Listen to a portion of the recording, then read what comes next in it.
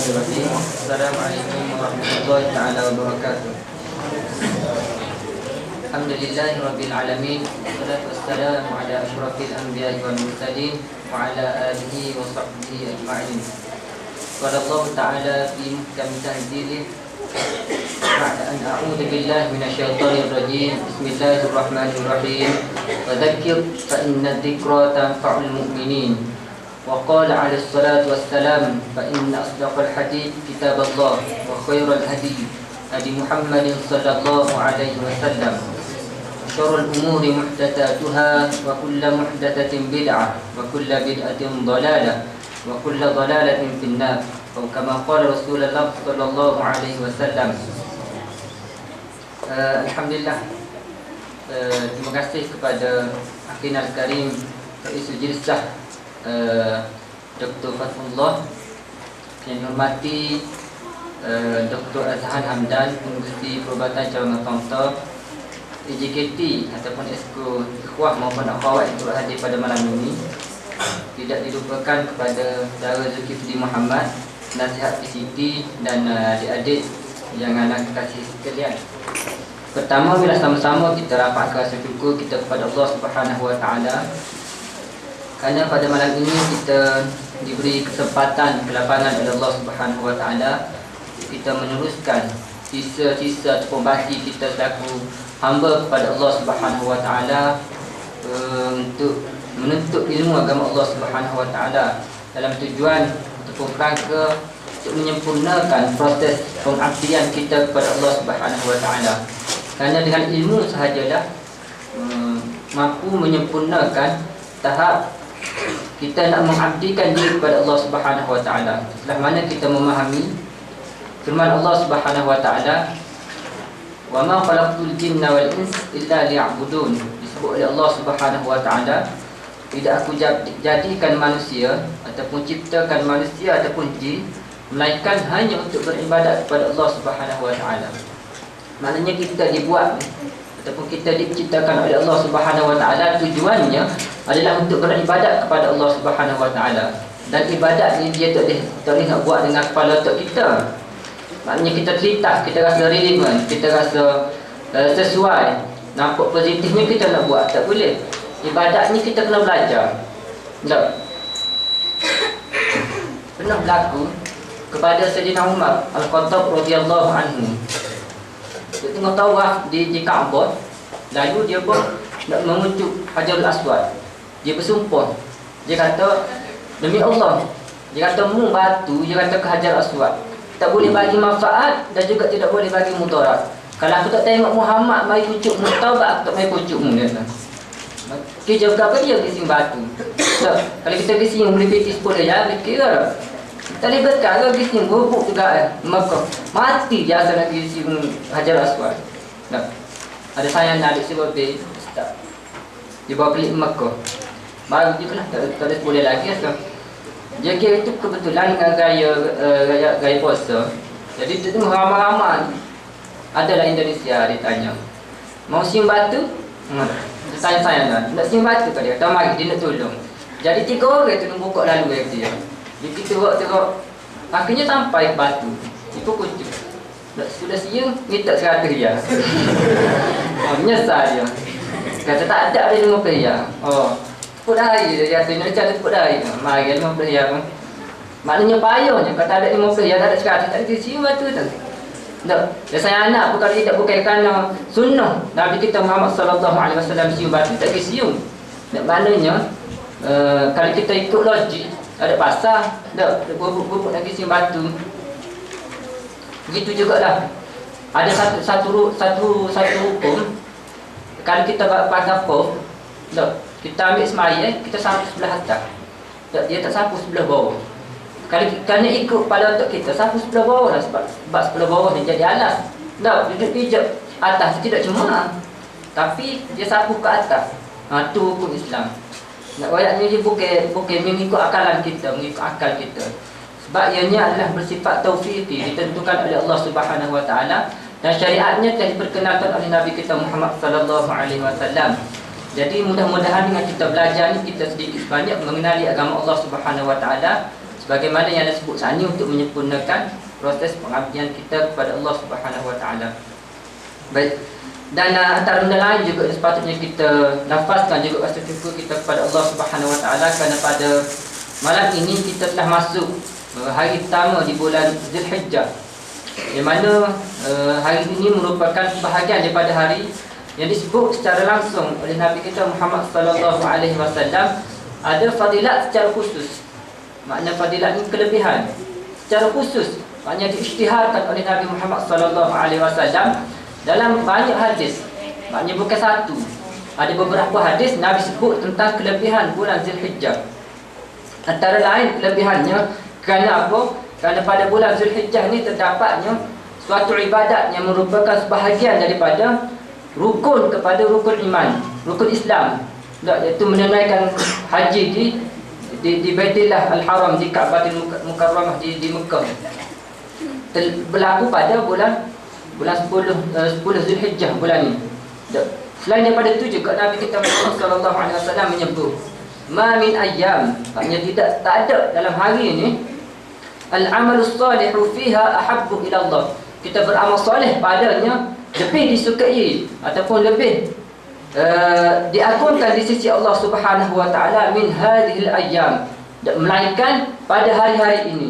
Yang dimaksudkan hari-hari ini adalah al-ashrul awal min Zulhijjah, 10 Zulhijjah.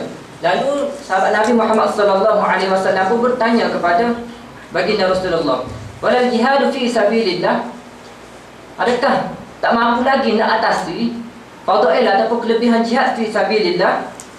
Nabi pun menjawab, walal jihadu fi sabilillah, ya, bahkan jihad fi sabilillah pun tidak mampu untuk mengatasi 10 hari yang disifatkan oleh Nabi Muhammad sallallahu alaihi wasallam, melainkan Nabi buat pengecualian, melainkan illa rajulun kharaja bi nafsihi wa malihi wa lam yarji' min dhalika min syai', melainkan lelaki yang keluar berjihad dengan sepenuh jiwa raganya, dengan kesemua hartanya, dan dia pergi berjihad, dia tidak pulang, maknanya dia mati dalam jihad fi sabilillah. Kalau ada orang jenis ni sahaja yang mampu menandingi kelebihan yang berada pada bulan Zulhijjah. Dan hadis ni diriwayatkan oleh Imam Muslim, maknanya hadis yang sahih. Lebih kita ni menjadi umat Nabi Muhammad sallallahu alaihi wasallam kerana kita dihadiahkan dengan bulan Zulhijjah. Zulhijjah ni bulan terakhir. Tak, habis Zulhijjah ni dia masuk Muharram, bulan 12. Dan ada dalam ayat Allah Subhanahu Wa Taala, Allah berfirman, wal fajr wa layalil 'ashr. Ulama khilaf, wa layalil 'ashr, malam pada 10. Ada sebahagian ulama menyebut 10 malam ini adalah malam 10 akhir Ramadan. Cuma mu'zamnya, majoriti daripada kalangan ulama menyebut 10 malam ini adalah 10 malam terawal di bulan Zulhijjah. Inilah bermula pada hari ini. Dan ditakkidkan oleh Imam Ibn Qayyim dalam kitab Zadul Ma'ad. Dan ulama yang kebanyakan lain pun ramai yang menakalkan bahawasanya walayalil 'ashr, 10 malam yang malam yang 10 ini adalah malam mula-mula pada bulan Zulhijjah, pada hari ini, bermula pada hari ini, sehinggalah ke 10 malam kita masuk 10 Zulhijjah menyambut hari raya Aidil Adha. Jadi anda dikhabarkan pihak PCT buat program nak menghidupkan 10 Zulhijjah. Adalah merupakan suatu inisiatif yang baik. Kita jadikan dia sebagai suatu pesta ibadah selepas daripada bulan Ramadan. Kalau bulan Ramadan hari itu Quran habis kita baca, tapi lepas pada Ramadan anak sendiri pun tak habis lagi. Tak sebab kata kami lah, Ambil mungkin dia habis, tak boleh mungkin habis juga. Tapi kalau tidak berlaku Ramadan kali kedua, maknanya kita tunggu Ramadan pula baru nak mengaji Quran pula. Baca juga jarang-jarang tu Yasin, kalau betul ada orang mati lah. Kita tidak mengaji Quran. Jadi alangkah eloknya, baiknya, maknanya kita sama-sama menghidupkan, kita memeriahkan, supaya menjadikan sebagai satu pesta untuk kita sama-sama beribadah. Maknanya hari yang dianjurkan oleh pihak PCT, buat kita, buat buka puasa, kita puasa. Jangan mari makan walaupun dah timbuk dah nasi rumah. Nak mari walaupun lambat lagi kau nak buka. Boleh puasa tak ada arah, kau kena puasa belaka dah. Jadi kita puasa sungguh. Kita puasa sungguh sebab merupakan hari yang ada kelebihannya di sisi Allah. Kerana ada dalam hadis lain diriwayatkan hampir sama, dia tambah di bahagian belakang sebagaimana ayat hadis yang anda baca saat ni. Nabi kita menyebut fa'aktiruhunna min tahlil.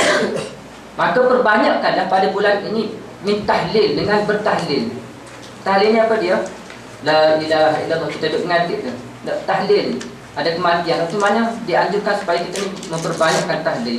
Wa takbir wa tahmid, kita juga dianjurkan supaya memperbanyakkan takbir. Takbir ialah Allahu Akbar, Allahu Akbar, disebut sebagai takbir. Dan juga tahmid. Tahmid kalimah hamdalah, ini alhamdulillah, alhamdulillah. Maksudnya kita dianjurkan supaya memperbanyakkan kalimah tersebut.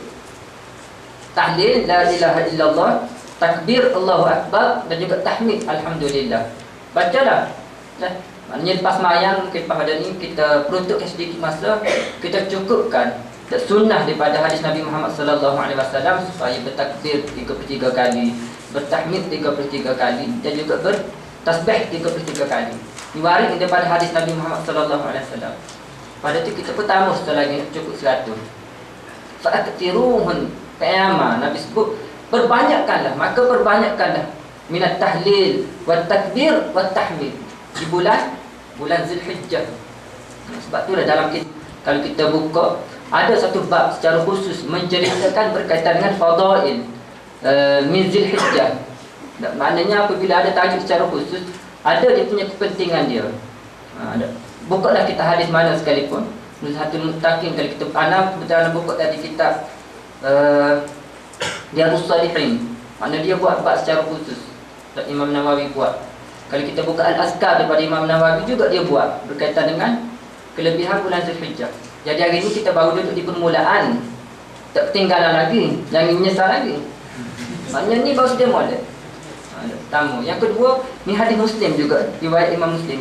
Hak ni banyak kali pada kalangan kita dia tidak ihtimam. Tak. Dia tidak ihtimam.